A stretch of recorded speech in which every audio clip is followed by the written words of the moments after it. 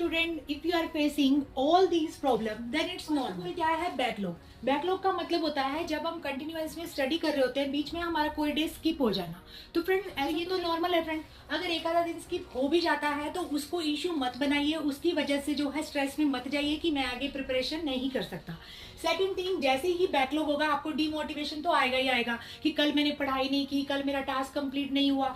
Third, यहाँ पर wide syllabus होकर भी कभी कभी हमें लगता है समझ ही नहीं आता पढ़ें कहाँ से, और पढ़ना स्टार्ट भी करते हैं तो माइंड में जो है एक थॉट जो है कंटिन्यू राउंड होता है कि कैसे इतना बड़ा सिलेबस मेरे से होगा भी या नहीं, मैं तो नहीं कर पाऊंगा।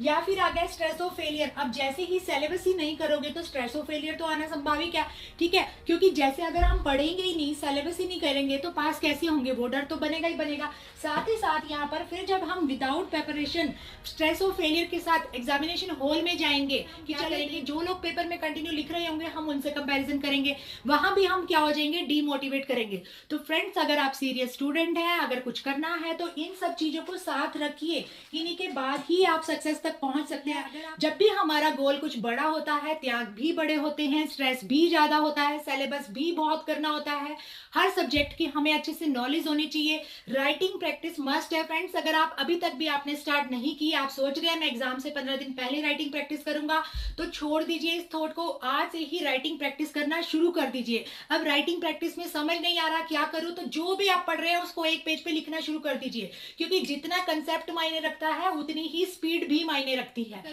सिर्फ एक टास्क को फिक्स कीजिए कि आज के दिन मुझे इतना करना है, कैसे करना है, कब करना है, वो आप अपने ऊपर ही छोड़िए। अगर आप लिखेंगे कि 9 बजे मुझे ये करना है और बाई चांस आप 9 बजे का स्लॉट आपका स्किप हो गया, तो उसका स्ट्रेस बन जाएगा कि मैंने 9 बजे वाला टास्क कंप्लीट नहीं किया।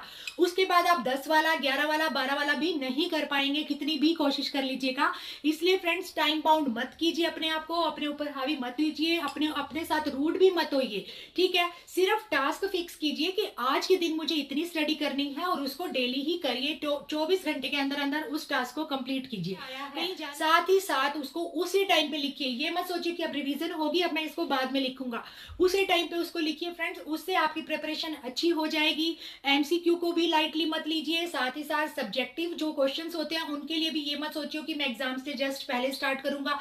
रोज लिखना शुरू कीजिए, जितना लिख सकते हो उतना है। जैसे बैकलॉग का है कि 1 बैड डे इज नॉर्मल।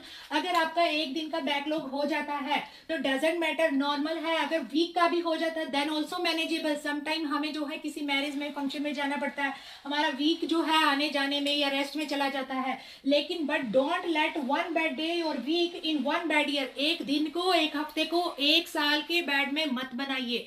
तो ध्यान रखिए, मिलेंगे नेक्स्ट वीडियो में। Bye bye, thank you.